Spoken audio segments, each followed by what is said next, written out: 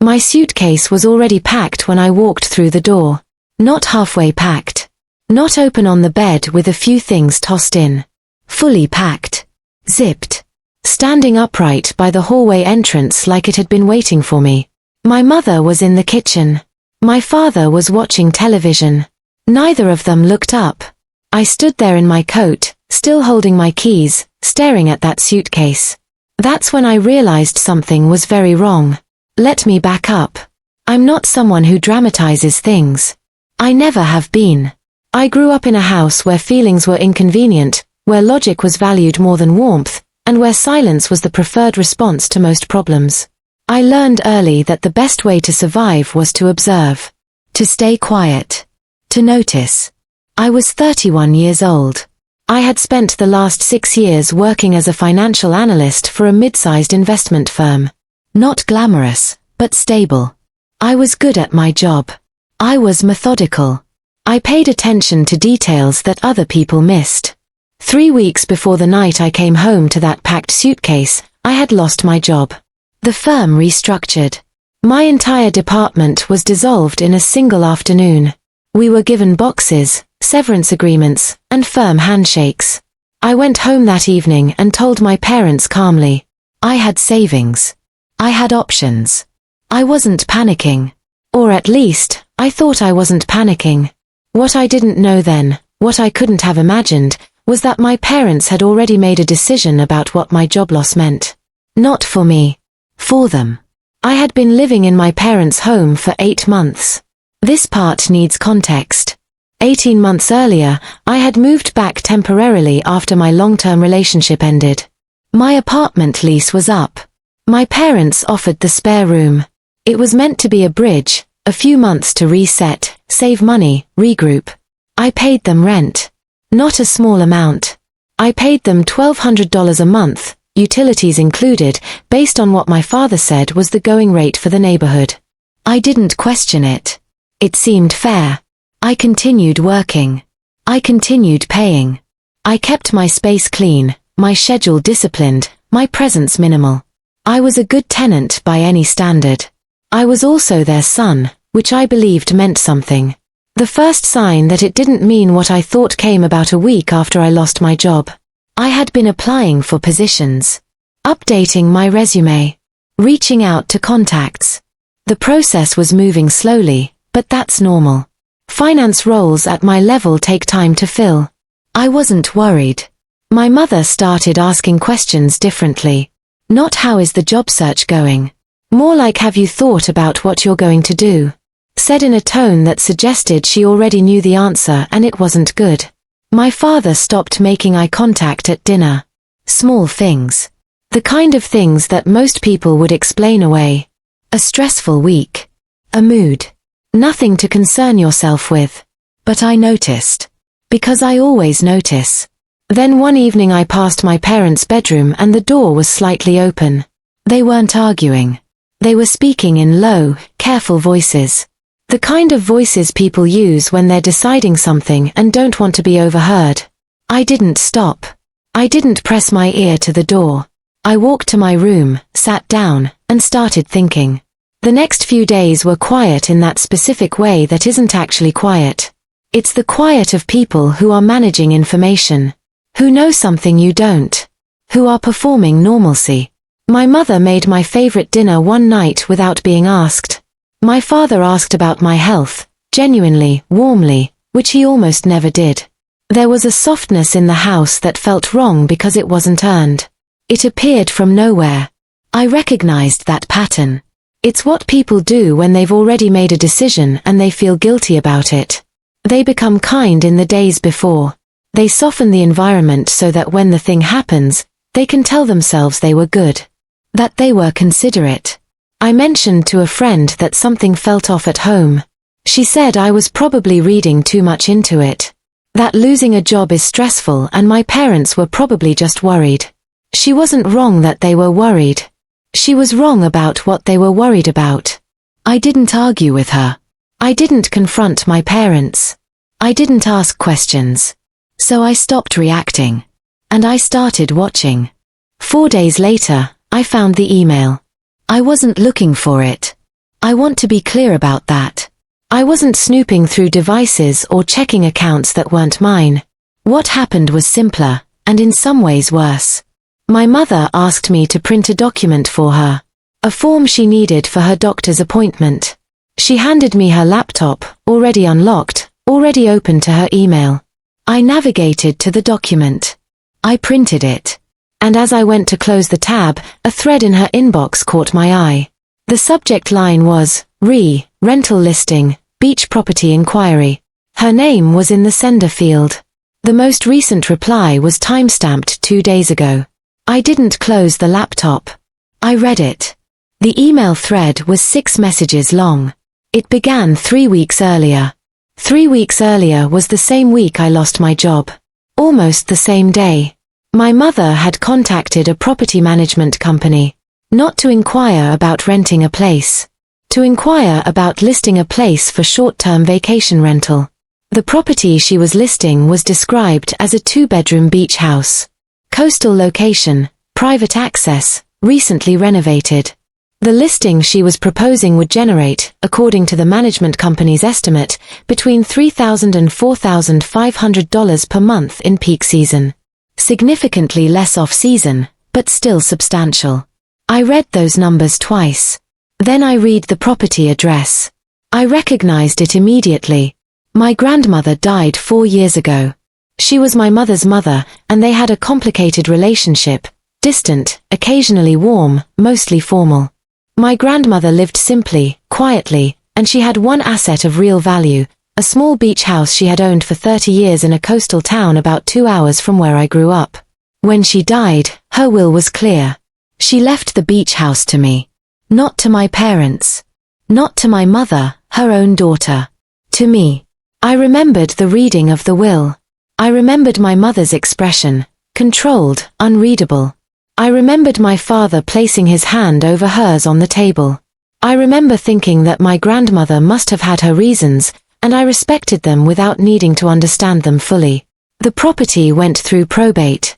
I signed the necessary documents. I received confirmation of the transfer. And then, because I was living in the city and working full-time and the house needed minor repairs I hadn't budgeted for, I did nothing with it. I paid the property taxes every year. I kept the utilities on a minimal plan. I told myself I would figure it out eventually.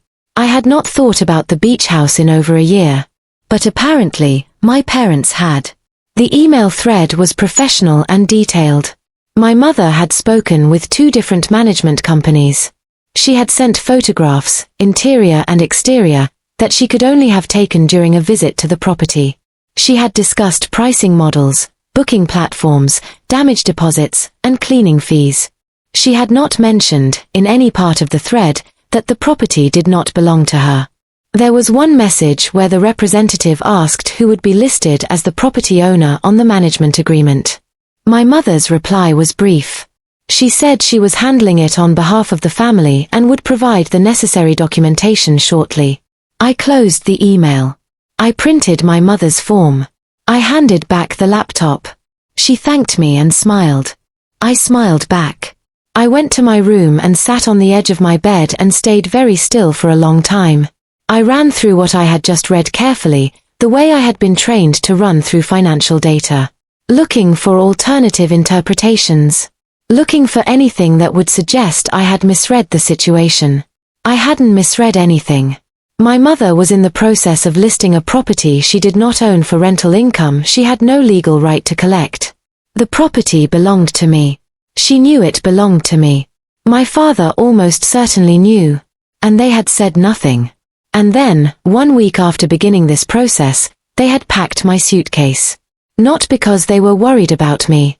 Because they needed me gone before I could notice what they were doing. Confronting them would have ruined everything. I slept that night. That might sound strange. Given what I had just discovered, given what it meant, given what my parents were planning, I slept. Fully. Calmly. This is something people don't understand about moments like this. The panic comes before the evidence.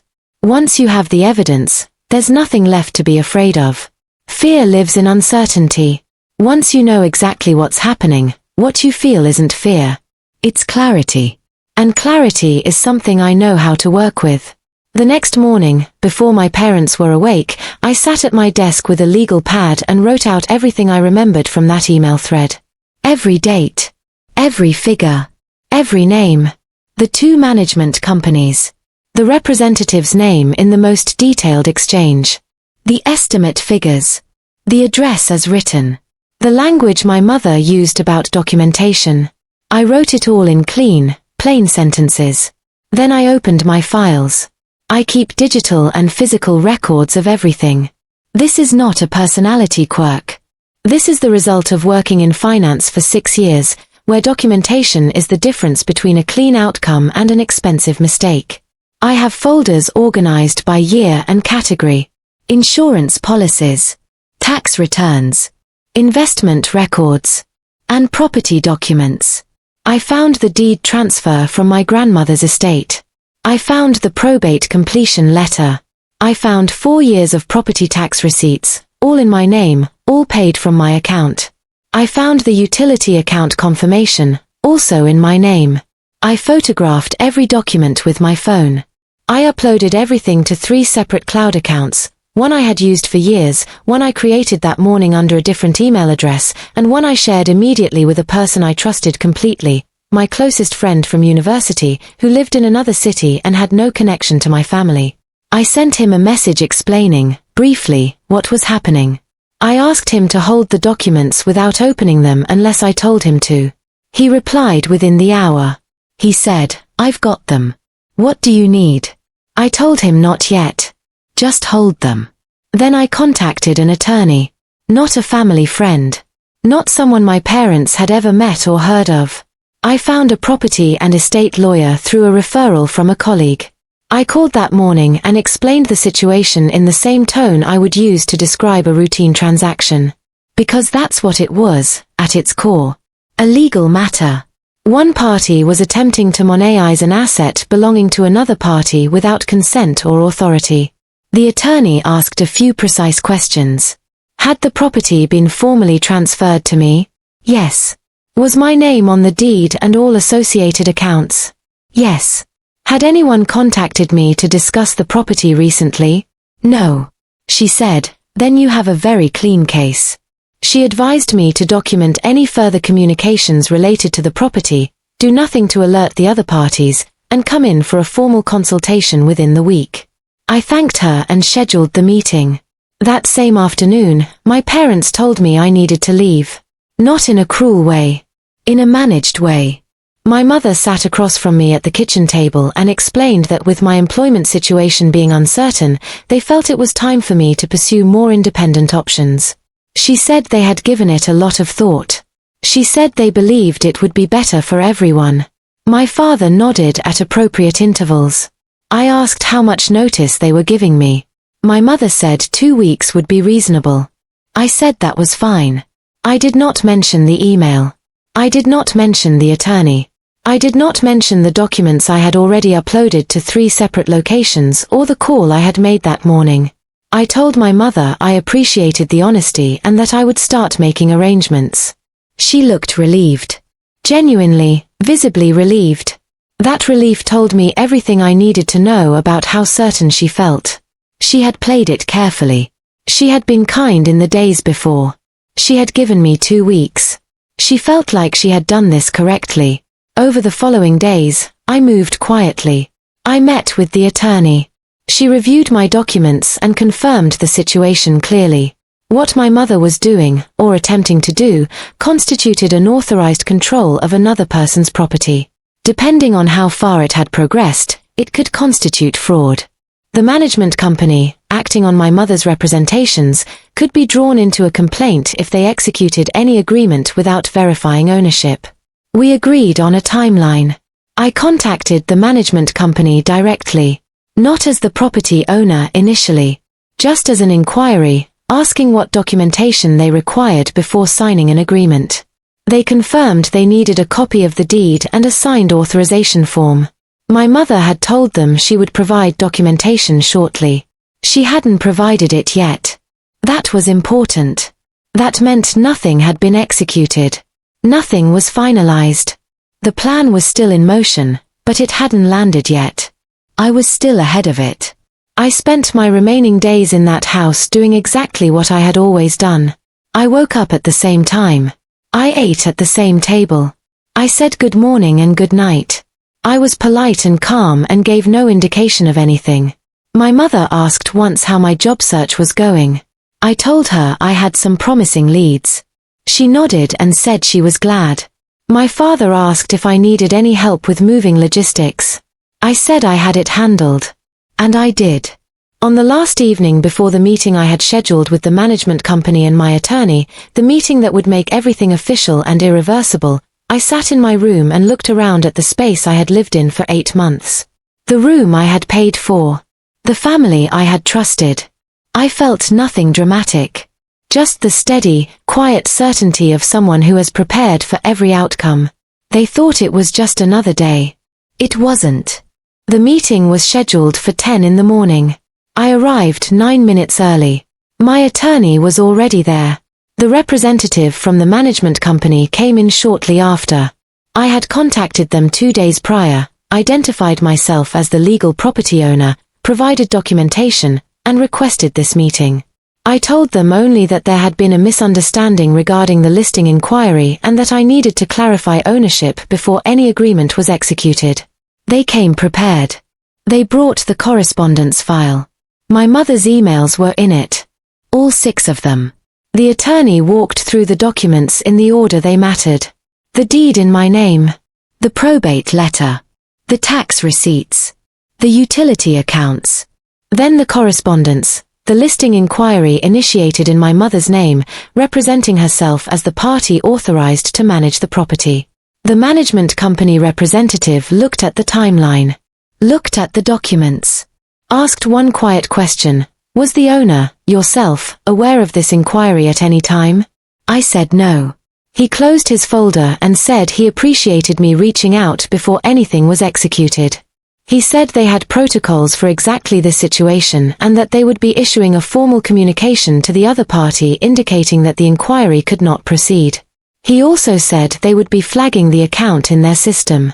My attorney noted for the record that I reserved the right to pursue further action depending on how the situation developed. The meeting lasted 40 minutes. That afternoon, a letter was sent. Not from me.